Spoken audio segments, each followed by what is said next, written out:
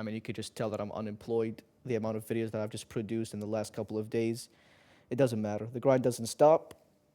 In this video, we're going to talk about the current champions in the UFC and what I like and dislike about each current champion. That excludes the women's divisions because I just don't really care about them.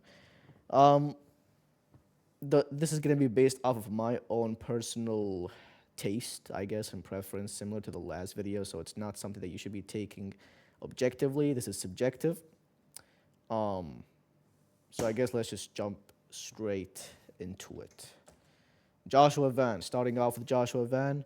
What I like about him is that he is entertaining. He keeps obviously putting on some good shows. Always entertains the crowd. His fighting style is that of just an exciting fighter, right? He's a great boxer for the UFC. Um, and also, on top of that, his demeanor, it's not like he's a great personality per se. It's not that people watch him because he just has this, radiating, like his aura is just radiating and his personality is just, he's just too charming and too charismatic. It's not that, but it's just that he's chill and relaxed and laid back, doesn't really care, you know, just comes in, does his job, does his thing, puts on a great fight, and then just leaves with a paycheck.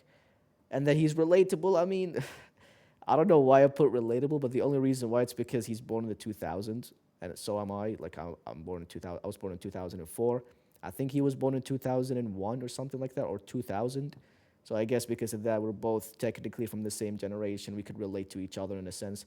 But the thing that I don't like about him is that, I mean, it's still too early to tell because he just became a champion. He just got to the top. We haven't seen much from him, whether it's inside the octagon at the highest level or, in the big stage, in the press conferences and stuff like that in the media days. So the only thing that I could say about him, which is something that I dislike, is that when obviously he fought Pantoja, and then Pantoja ended up, breaking his or injuring his elbow, he just jumped on top of the cage and just started celebrating, which was just stupid, right? Like, you didn't see Uriah Hall celebrating after Chris Weidman snapped his leg. Because it's just dumb. You don't celebrate that kind of win. Like, yeah, it's a win on paper. You won the fight, but you didn't do anything in the fight.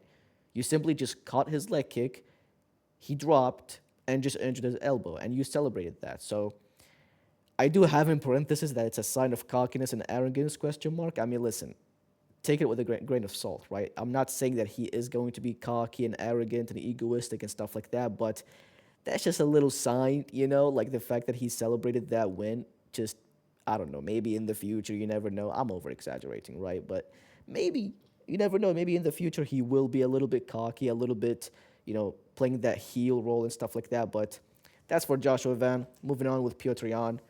What I like about him is that he's just like, I think I said this in one of my previous videos, is that he's one of the most skilled guys ever in the UFC. He may not be top 10 all time, but I think he is definitely top 5, top 10 all time when it comes to skill.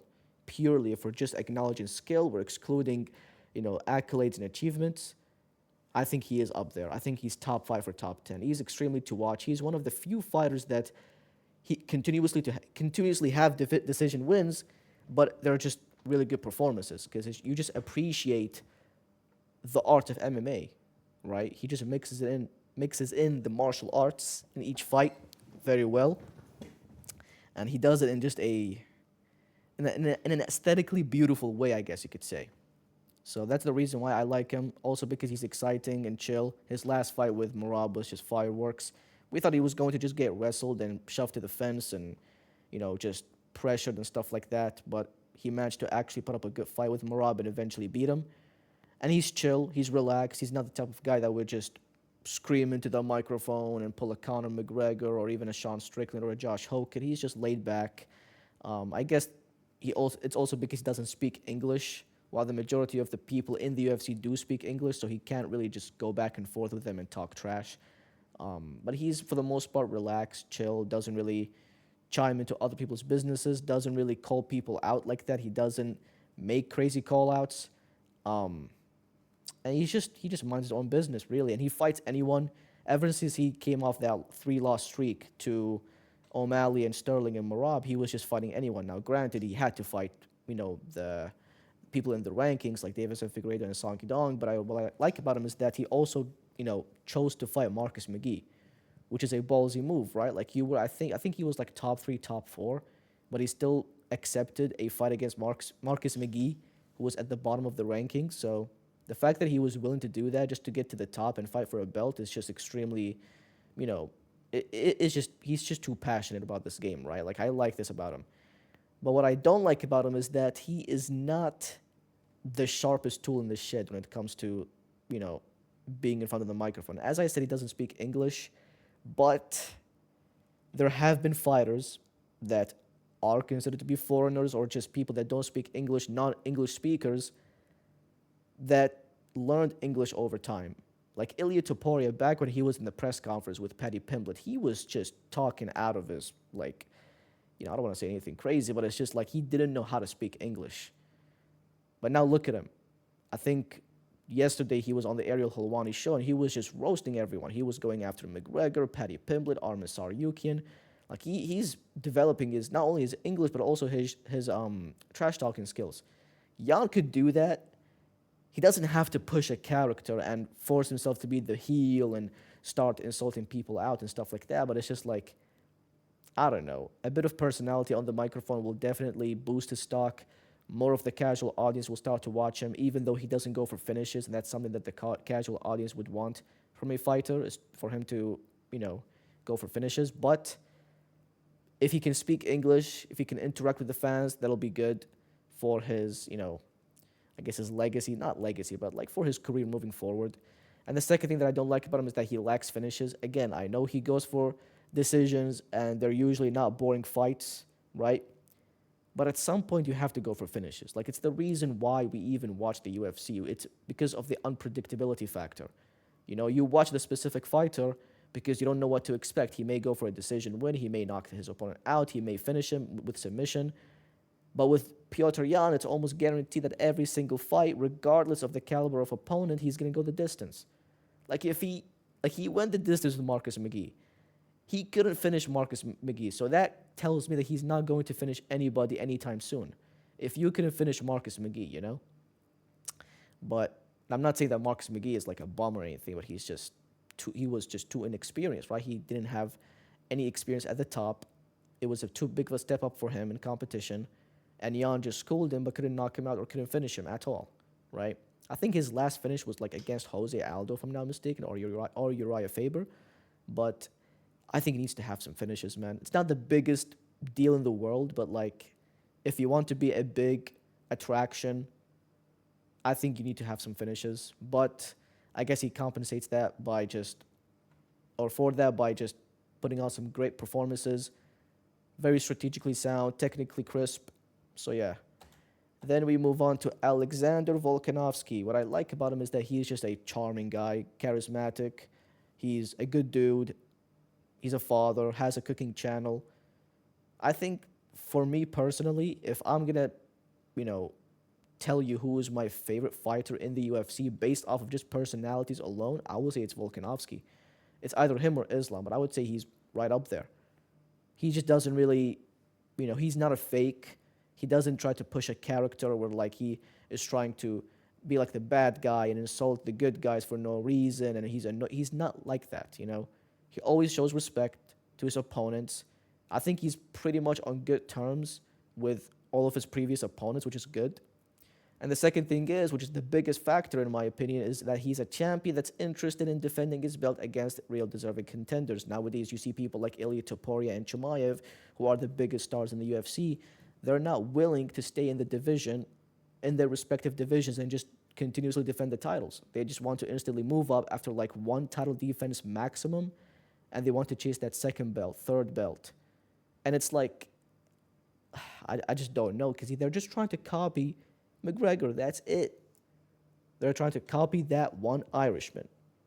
I don't know why they think it's cool. I feel like, to me, I just don't understand the appeal, because you don't get to carry both belts. Like if for Ilya, when he beat Holloway, he obviously instantly moved up to 155 to chase that second belt. So he was not able to simultaneously hold the belt. I know when he beat Oliveira, he obviously showed up with two belts afterwards in the post-fight interview, but those weren't his belts. Like technically you are not, a double champion. Like there's a difference between, in my opinion, a two-division champ and a double champ. Ilya is a two-division champion, meaning that you were a champion at 145, and now you're a champion at 155. But a double champion, how I perceive that term is like you are simultaneously both the 145 champ and the 155 champ, which is not what Ilya is, right? But when he beat Charles Oliveira, he was, boasting about him having two belts, posing like he's Conor McGregor. So it's just, I don't understand the appeal, honestly. I like Volkanovski's approach, the fact that he is still aging and, you know, he's just, he's not going to get any better. You cannot teach an old dog new tricks. You're not going to have Volkanovski enter his second prime. I don't think so, given the fact that he's like 36, 37. But the fact that he is still willing to fight the young, hungry up-and-comers, and he does not want to make it easy for them. He is not willing to pass the torch onto any of these contenders. He wants to beat the crap out of them, basically, right? So yeah, I mean, I guess those are the three main traits that I like about Volkanovski. The thing that I don't like about him, I mean, to be honest with you, this is not even his fault, which is the inactivity, because when he beat Diego Lopez the first time, which was in April of 2025, he was essentially just left out till, I believe, February of this year, where he fought Diego Lopez again. So he could have fought Movsar right then and there, because Movsar was coming off a win against Aljamain Sterling back in December of 2024.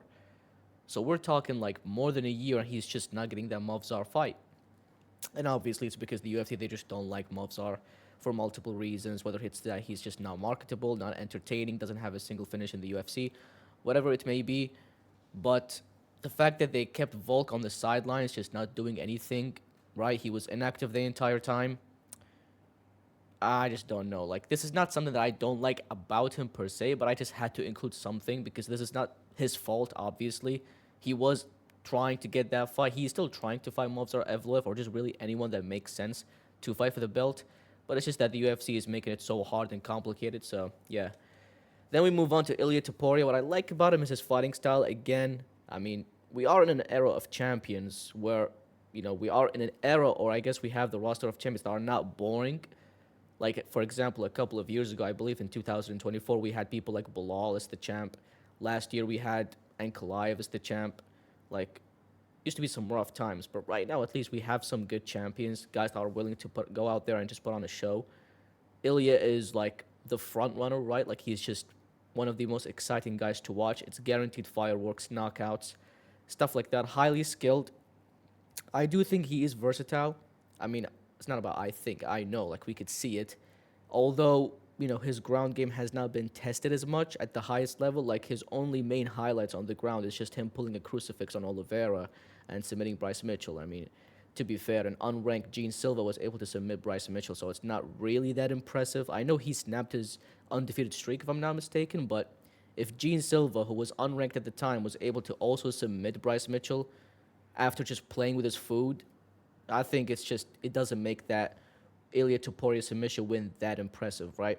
But I do think he's highly skilled all around, obviously, mainly in the boxing. I do believe he's the best boxer in UFC history. Yes, I do think he's better than JDM, Conor McGregor, Dustin Poirier, all of these guys, Max Holloway in their primes. Like, I just think he's just too good. And the confidence factor, I mean, it speaks for itself. If you just go back and pay attention to the Volkanovski build-up, the Holloway build-up, the Oliveira build-up. I mean, even with the Oliveira build-up, it was just too crazy because the night before the fight, he was celebrating with his family. He was legitimately celebrating, having like a dinner party with his family the night before the fight. Like it's already a victory celebration. I know you have to be confident. I'm not surprised that he was confident, but to be this confident is just too ridiculous. Like, no one does this.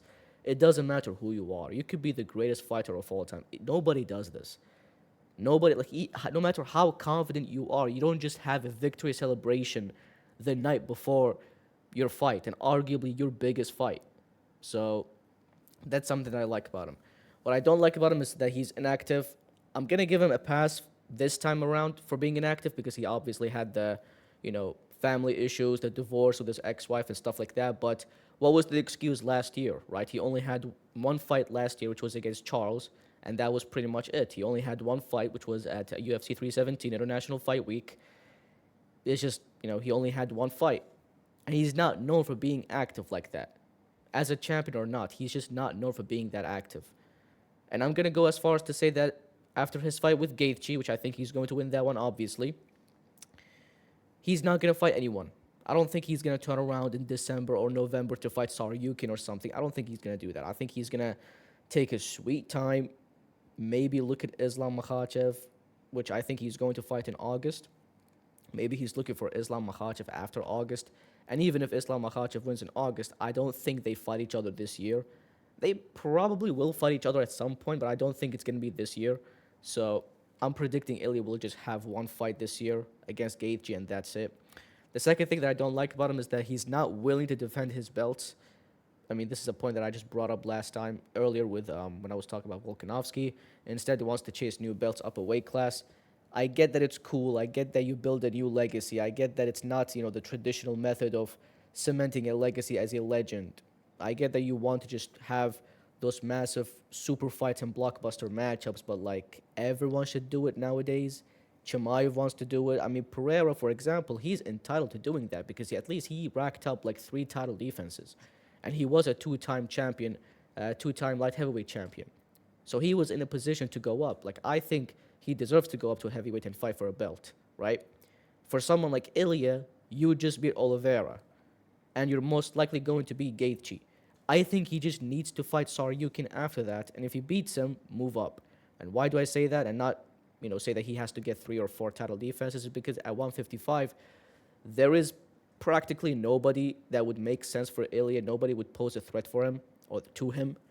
I think Arman Saryukin is the only guy that has the best chance in beating Topuria. I don't think Holloway will beat him in a rematch. Oliveira would not as well. I don't care if he's going to focus on the wrestling and scoring takedowns. It's just not going to work. Paddy Pimblett will obviously get starched. Benoit will just get starched. All of these guys will get beat up, right? I think Saryukin should be the fight after Gaethje. Make that fight happen by the end of the year, and then look to move up to 170 and fight Islam by next year. That should be the move for Ilya. But knowing how inactive he is and how stubborn he is, I don't think he's going to fight Saryukin. And I think the UFC will also back that, right? I think the UFC will just be like, yeah, we don't really need Saryukin in a title fight again because of what happened the last time. I'm not saying that Ilya is ducking Saryukin. I think if the UFC offered him the fight, maybe he would take it. I don't even know, because the last time he said, he was like, yeah, if the UFC offered me the fight, I would just vacate the belt.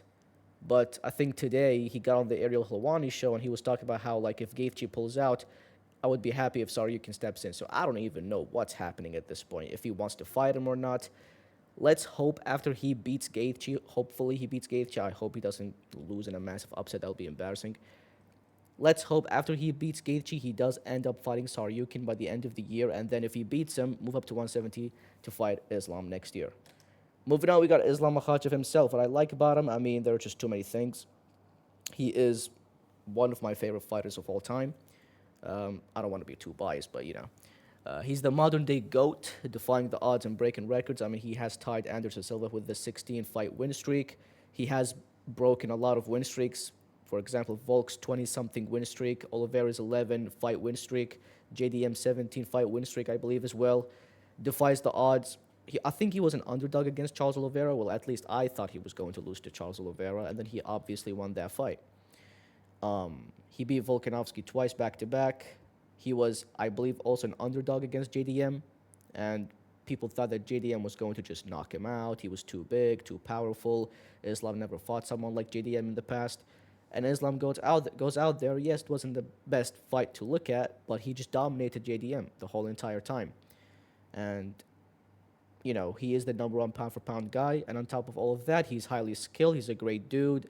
Stays out of problems, stays out of troubles, doesn't get involved in any controversies. And he's also just funny, So those are some of the things that I like about Islam Makhachev. What I don't like about him is that there are 2 things. The first thing is that he has Ali Abdelaziz be his manager or his representative. Listen, I'm going to say this. The majority of the fighters that are under management, or I guess, they're clients of Ali Abdelaziz, they're being managed by him, most of them are cool people. Even Ankalaev. I know people don't like Ankalaev all that much because of, his build-up with Pereira in the rematch and him saying no, Chama, and all that kind of stuff, and being a little bit like too vocal on Twitter, but that's Ali Abdelaziz himself talking smack about Pereira. I think even when Yuri Prohaska lost to Olberg, he got on Twitter and was talking about how, like, I think he was just trash talking Prohaska, if I'm not mistaken. Listen, the majority of the times when you see people like Habib, Islam, Ankalaev, Umar, whoever it may be, like those guys that don't really get on Twitter as much, when you see them trash talking, it's not them. I want you guys to know that it's not them. A lot of people know that it's not them. They know that it's Ali Abdelaziz, but it's just like he's the main problem. I know he's a good manager in the sense that he does make sure that his fighters eat well, they get good fights, they get these big opportunities, but like he does not know how to shine light on them. He does not know how to make them likable.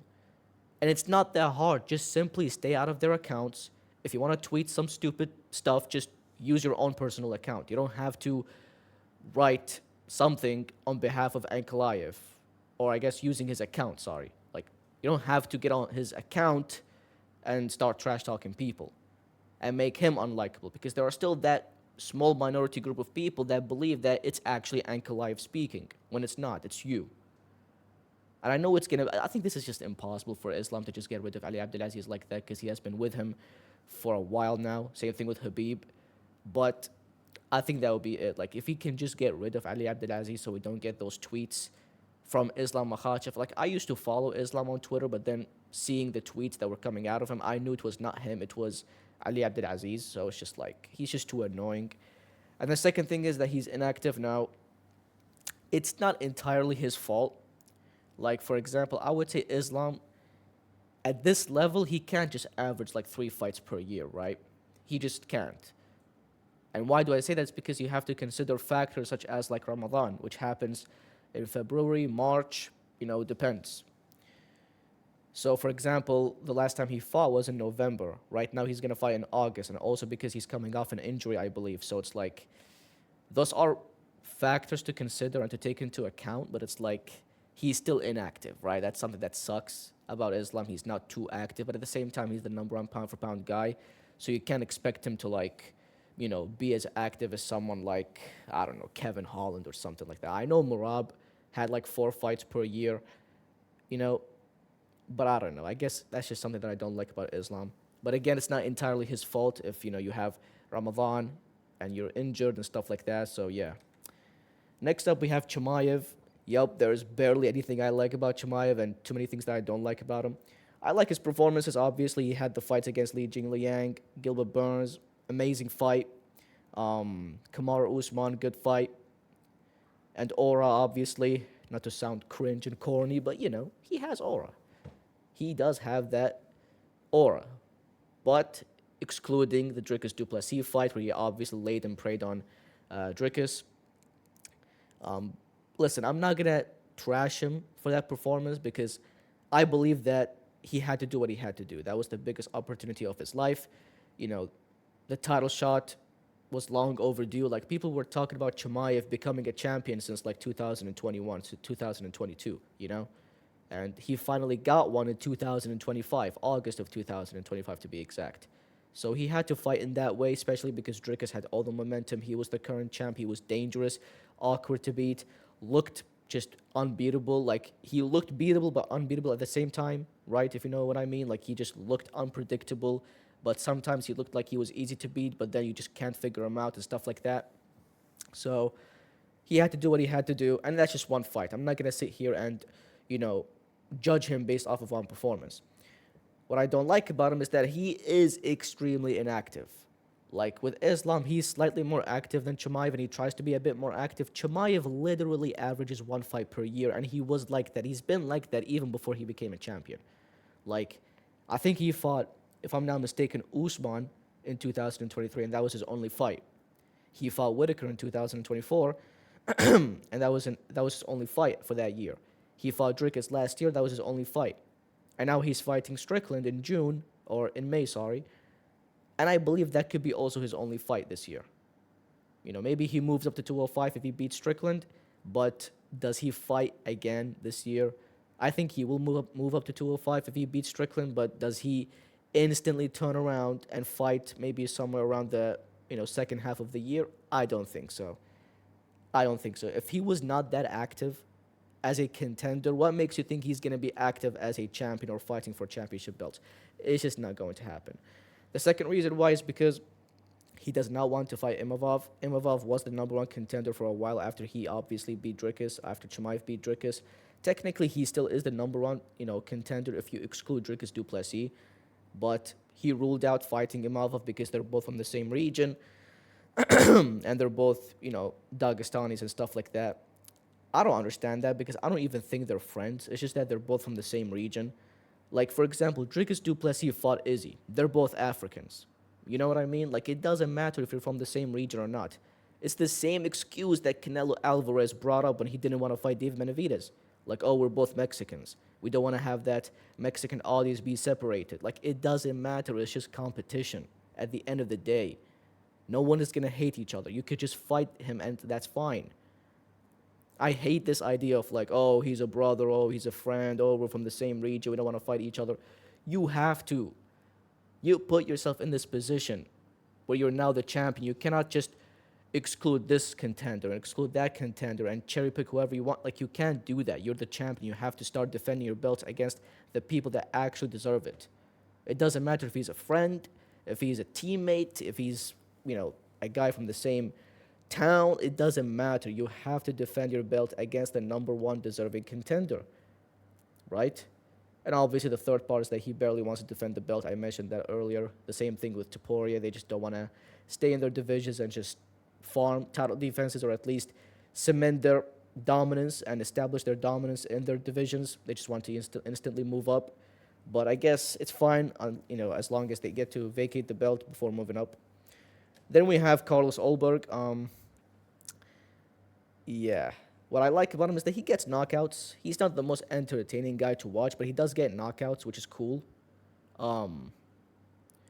That's one thing that I like about him. I guess the only thing is just that there are not that many redeeming qualities about him, other than the fact that he just gets knockouts. Which by the way, I think that he should have gotten more credits and respect for knocking out Prohaska. Like, I've seen more people talk about how, oh, it's Prohaska giving him mercy. He was showing him mercy. That's why he got knocked out, bro. Than actually giving Carlos the props for knocking him out.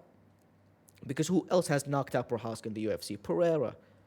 That's it. Pereira, who's a top 10 GOAT. And Carlos Ulberg did it in the first round. Pereira didn't even do it in the first round. Not in the first or the second fight. And on top of all of that, Carlos also knocked out Dominic Reyes. And he also had one of the fastest finishes in light heavyweight history when he knocked out Alonzo Minifield. So you have to give him the respect. He may not be the most exciting guy in the world. He may not be the most, he may not be a flashy striker like Izzy, considering they're both from City Kickboxing, or training there at least. He may not be as flashy of a striker as Izzy, and he may not have that, same aura and stuff like that, but he's still a good fighter, a great fighter. Knocked out Prohaska with one leg. That's impressive. Most people would just quit or start limping around and, look for a way out or something like that, or just give up right then and there. But Ulberg just pushed forward and knocked him out. People don't talk about that moment enough. But anyways, what I don't like about him is that he just lacks the personality. Again, I'm not saying that he has to put on this character of being a trash talker and, he has to go after everyone in the division and just curse them out. But just show a little bit of personality on the microphone, right? Just don't be an NPC monotone, like how I was in my first video and still am, monotone. Don't be that NPC, right? Just don't be that kind of NPC. And just start, promoting yourself more, right? It's not that hard in my opinion, but if he wants to take this approach of being more relaxed and reserved, then I guess that's fine. And the fact that he's not marketable, as I said, he just doesn't have that same energy, the same style of fighting that could possibly increase his stocks, I guess you could say. He's just not that marketable. People don't find anything interesting about the guy compared to someone like Izzy. And I keep comparing him to Izzy because they're both, I think, New Zealanders, and they're both from the same gym. And they're both strikers in those heavier divisions. So that's why I compare him to Izzy. But the reason why Izzy was a big name and still is a big name is because of the way he fights. He also has been in boring fights, but it's the way he strikes. Olberg is a good fighter, but I guess it's just something about him that just doesn't make him that marketable. He's just not, he doesn't have the it factor, I guess you could say. Then finally, we move on to Tom Aspinall. What I like about him is that he just finishes every single fight. He's never in a boring fight, and I mean never in a boring fight. He never went the distance with anyone in the UFC, and I think even in MMA as a whole, he's finished everyone. Great guy, charismatic, you know, doesn't take anything, well, he doesn't get mad at anything like that. Like, for example, when John Jones was just denying him as, the next contender for the belt, Tom Aspinall was not visibly upset. He was disappointed, but he was not like cursing out John Jones and bringing up his past and saying some messed up stuff. Like he was relaxed about the whole thing, but he was obviously expressing how frustrated he was. And he's just overall a cool dude. I don't know what to say. I don't know what else to say about him. Arguably beats every heavyweight in UFC history. I do think that maybe the only guy that could potentially give him the most problems would be Ngannou. I think he beats John Jones. I think he beats like Brock Lesnar, Frank Mir, Shane Carwin, obviously, Cain Velasquez, JDS. I think he beats Cyril Gane in the rematch. The first time it ended the way it ended because of the eye pokes, and people were over exaggerating, in my opinion. Like, oh, he looked for a way out. He was quitting. He quit because he was getting outstruck. It's just ridiculous. He barely got outstruck in that fight. I watched the fight back. It wasn't like as one-sided as people were making it seem to be.